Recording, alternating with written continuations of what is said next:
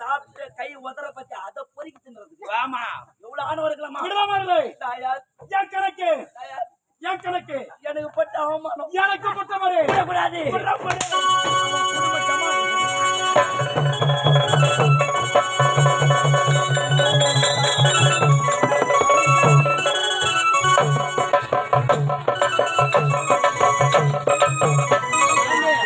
குடும்பத்தை கழிச்சுட்டீங்க.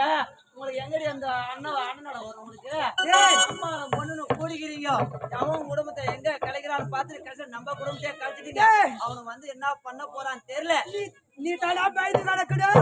என் பொண்ணு வெளிநாட்டுல படிச்சுட்டு வந்து நான் ஏன் பயப்பண்ணா மகாராணி மாரி அடிங்கம்மா போகுது.